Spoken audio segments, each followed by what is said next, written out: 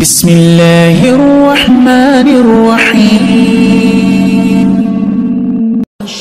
রবিউল আউয়ালের 12 তারিখের রাত হচ্ছে সকল নিয়ামত পাওয়ার রাত। এই জন্য আমিন আল কুতবি বলে একজন কবি আরবিতে কি বলেছেন, ইয়া লাইলাতাল ইসনাইন মাযা সাফাহতে ইউমনাকি মিন শারফি আশমিন ওয়া মিন গিনা কুল্লিল লায়ালাল বীর মুসিবা ইলাইকা ওয়া আনতা মিফতাহুস সানা ফাল কদর ওয়াল আ'য়াদ ওয়াল মি'রাজ কুল্লুহা মিন হাসানাতিকা আল্লাতি বাহারনাল আ'য়ুনা। সুবহানাল্লাহ। কি বলতেছেন যে হে লাইলাতুল ইসনাইন, তোমার সৌভাগ্য হচ্ছে তুমি হয়ে গেছো সকল রাতের মা, সকল প্রজ্বলিত ও আলোকিত উজ্জ্বল রাতের মূল হয়ে গেছো তুমি। কারণ আমরা লাইলাতুল কদর পেতাম না, মেরাজের রাত পেতাম না, ঈদের রাত পাইতাম না যদি আল্লাহর রাসূল এই রাতে না আসতেন। সুবহানাল্লাহ। আমি স্মরণ করতে চাই আরবের শেখ মোহাম্মদ বিন আলবী আল মালিকি রাহিমাহুল্লাহর কথা, যিনি বলেছেন যে আল্লাহ তাআলা আমাদেরকে সুযোগ করে দিয়েছেন। আল্লাহ তাআলার একটা অনন্য কৌশল হচ্ছে যে তার হাবিবকে তিনি পাঠিয়েছেন রবিউল আউয়াল মাসে এবং তার হাবিবকে তিনি দিন হিসেবে বেছে নিয়েছেন পাঠানোর জন্য সোমবারকে। তা আমাদের সমাজে সাধারণত যেটা চর্চা হচ্ছে, কোনো বাচ্চা যদি শুক্রবারে জন্মগ্রহণ করে তাহলে লোকজন বলেন সৌভাগ্যবান বাচ্চা, বলেন না এরকম? যদি কেউ ঈদের দিনে আসে অনেকে বলেন যে আজকে তোমার দুইটা ঈদ হইল। যেটা আরবে এটার প্রচলন আছে। মানুষের মধ্যে একটা প্রবণতা হচ্ছে যে মুবারক দিনে যদি বাচ্চা জন্মগ্রহণ করে, শবে কদর বা শবে বরাতে অথবা ঈদের দিনে বা জুমার দিনে, মানুষ খুশি হয় যে বরকতের দিনে আমার সন্তানটা এসেছে, ফজিলতওয়ালা দিনে আমার সন্তানটা দুনিয়ায় এসেছে। কিন্তু আল্লাহর হাবিব হচ্ছেন সেই মহান সত্তা যিনি কোনো দিন থেকে বরকত নেন না, বরং দিন তার থেকে বরকত গ্রহণ করে। সুবহানাল্লাহ।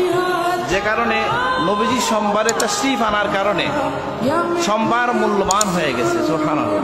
সোমবার রোজার দিন হয়ে গেছে, সোমবার শুকরিয়া আদায়ের দিন হয়ে গেছে।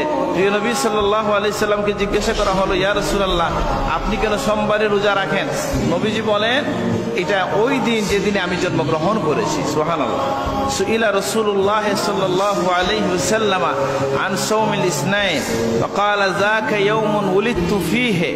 অন্য জায়গায় এসেছে কি ফীহি উলিদতু ওয়া ফীহি উনজিলা আলাইয়া, এটা ওই দিন যেদিন আমি জন্মগ্রহণ করেছি, যেদিন আমার উপর কোরআন নাজিল হয়েছে। সুবহানাল্লাহ।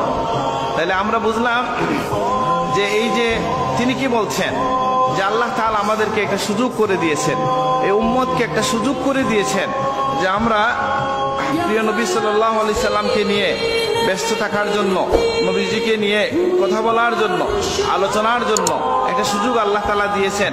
যদি আল্লাহর নবীর জন্ম মুবারক হইতো, ওলাদত শরীফ যদি রমজানে হইতো, তাহলে মুমিনের অন্য ব্যস্ততা আছে, তারাবির ব্যস্ততা আছে, সাহরি ইফতারের ব্যস্ততা আছে, রোজার কাতরতা আছে, কোরআন তেলাওয়াতের ইবাদত আছে। আমরা অজুহাত দিতে পারতাম, আমরা অন্যদিকে ব্যস্ত থাকতে পারতাম। আইয়ামুল হজের মধ্যে হজের ব্যস্ততা আছে, কুরবানির ব্যস্ততা আছে, শুক্রবারের নামাজের ব্যস্ততা আছে, শবে কদরের আলাদা ফজিলত আছে। আল্লাহ তাআলা তার হাবিবকে এমন একটা মাস এবং দিনে দান করেছেন যে মাসে আল্লাহ তাআলা যেন চান মুমিনের আর কোনো ব্যস্ততা থাকবে না, শুধু রাসূলুল্লাহকে নিয়ে ব্যস্ততা থাকবে। যেটা বলছিলাম যে আমাদের এটা একটা সুযোগ, এই সুযোগটা কাজে লাগানোর জন্য আমি সবাইকে আহ্বান করছি। আমি বলছি যে আমরা যেন শিরোনামের দিকে না তাকাই। এই দিনটা, এই মাসটা আল্লাহ তাআলা যে আমাদেরকে দিয়েছেন, সুযোগ করে দিয়েছেন তার হাবিবকে সব মানুষের সামনে তুলে ধরার জন্য, নিজের জীবনের সাথে নবীজির জীবনকে, নবীজির সুন্নাহকে মিলিয়ে দেখার জন্য, আল্লাহর নবীর মহব্বতকে জাগ্রত করার জন্য। মানুষের মহব্বত জাগ্রত হয় কিভাবে? আপনি বলেন, ইতিহাসের পাতায় পাতায় আল্লাহর নবীর জন্মের আগের ঘটনা আছে কি নাই? উলামায়ে কেরাম এখানে আছে, এগুলো অনেক লেখা হয়েছে, অনেক কিছু হাদিসের মধ্যে এসেছে, অনেক কিছু আসারে বুখারী শরীফে আছে, তাবারানীতে আছে। যেমন আল্লাহ রাসূল যে শামে গেলেন, সিরিয়ায় গেলেন এবং সেখানে যে বুহাইরা রাহিব তাকে যে দেখে শুভ সংবাদ দিল, আপনার আমার দৃষ্টিতে ওনার পরিবারের মানুষও তো ওনাকে নবী হিসেবে জানতো না, কিন্তু সেই সময়ের একজন ধর্মবেত্তা খ্রিস্টান যাজক যিনি কিনা দেখে সতর্ক করে দিয়েছেন, এই ছেলে হচ্ছে, এই বালক হচ্ছে আখেরি জামানার নবী, তোমরা তাকে সতর্কভাবে হেফাজত করবে। সুবহানাল্লাহ। আমার নবী যদি তার ইতিহাসাতের মধ্যে একটা হচ্ছে এই যে তিনি যখন রাস্তা দিয়ে হাঁটতেন তখন হাজার হাজার তাকে সালাম দান করতো। সুবহানাল্লাহ। এই যে কথা বললাম, এই কথা আপনার ইমানকে মজবুত করে কিনা? আল্লাহ রসুলের সাথে মহব্বত, এটা তো ইমানের অংশ। ইমানের অংশ কিনা? আর আমার নবীর জীবনের কোনো অংশে লজ্জার কিছু নাই, দেখে রাখার কিছু নাই, বলা যাবে না এমন কিছু নাই। বরং আল্লাহ নবীর ইতিহাসের মধ্যে হচ্ছে এটা একটা, ইতিহাসাত সমূহের মধ্যে এটা একটা।